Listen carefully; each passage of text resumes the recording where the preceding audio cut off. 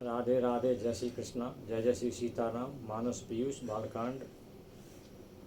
त्रिविध दोष दुख दार ददावन, कलि कुचाल कुल कलुष नसावन। बाबा तुलसीदास जी कह रहे हैं कि ये रामचरितमानस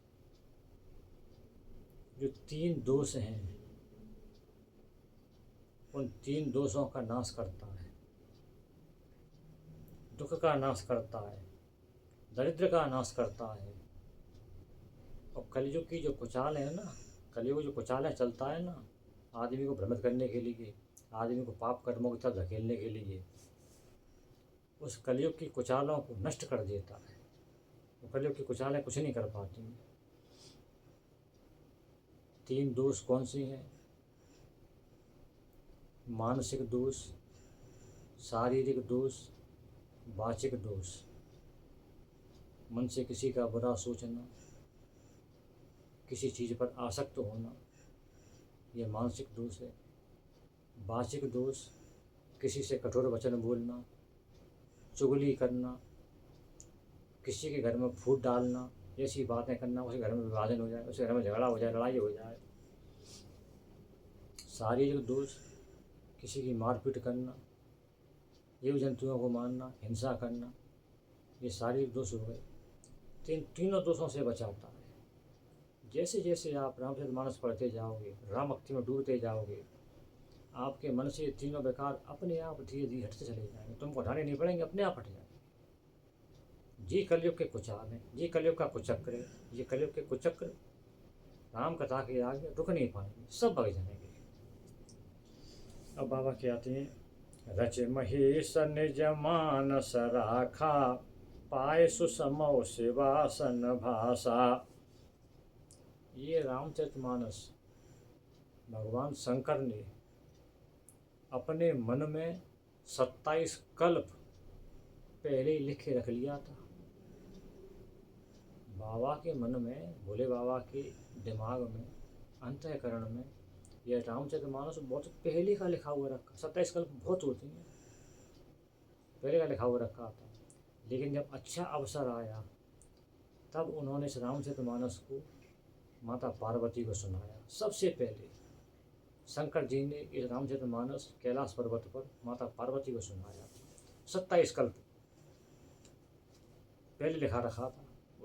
जिस समय सुनाया उस समय नहीं लिखा था, उससे पहले लिखा रखा था, सुनाया मैया को।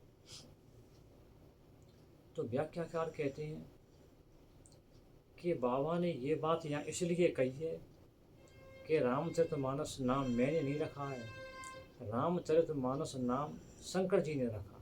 मैं तो उसको बता रहा हूँ कि इसका नाम रामचरितमानस है। भगवान शंकर ने अपने हृदय में विराजमान कर लिया था इस राम कथा को। अब बाबा क्या कहते हैं, ताते रामचरितमानस बर, धर्यो नाम ही हेरे हर से हर। इसलिए इसका नाम रामचरितमानस हुआ। बाबा ने इस रामचरितमानस नाम को हेर, हेर माने घेर कर। पशुओं को कहते हैं ना, हे हे मतलब घेरना, उससे घिर जाते हैं। यही बाबा ने ये शब्द प्रयोग किया, हेर, घेर कर। भगवान शंकर जी ने बड़े प्रसन्न होकर इस नाम को अपने मन में घेर कर रख लिया था कि इसका नाम रामचरितमानस है। और मौका आने पर पार्वती मैया को सुनाया पूरा का पूरा।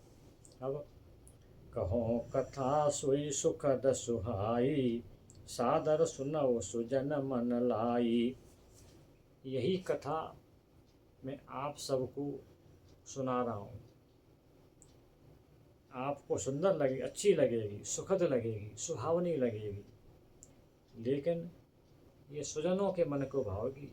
जो स्वजन हैं, जो तर्क नहीं करेंगे, श्रद्धा रखेंगे, भगवान के नाम का सुमिरन करेंगे, उनको ये कथा अच्छी लगेगी और उनको ही फलित होगी। जो कुतर्क करेंगे कि क्या है भगवान, क्या है राम कथा, इसका कारण बताओ, उसका कारण बताओ, जिनके मन में कुतर्क चलेगा, जो श्रद्धा नहीं करेंगे, उनको ये कथा फलित नहीं होगी। आषाढ़ कृष्ण पक्ष दशमी को संमत 1589, आषाढ़ कृष्ण पक्ष दशमी संमत 1589 को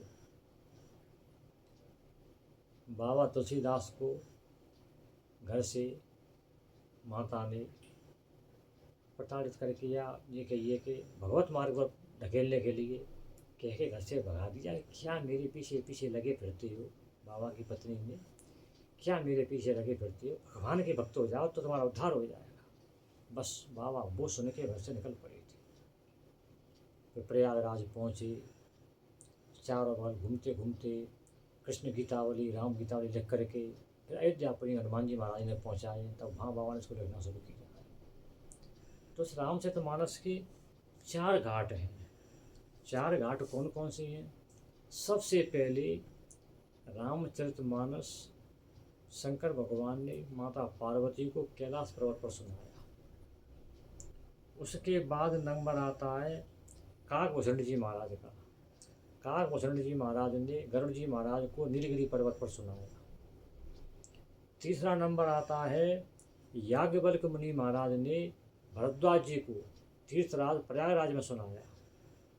चौथा नंबर आता है बाबा तुलसीदास जी ने पूरी दुनिया को अयोध्या जी में बैठ कर सुनाया। ये 4 घाट हैं रामचरितमानस के। इन चारों घाटों का, चारों संवादों का बाबा ने इस रामचरितमानस में वर्णन किया है। ये इस रामचरितमानस की विशेषता। जय जय श्री सीताराम। राधे राधे, जय श्री कृष्ण।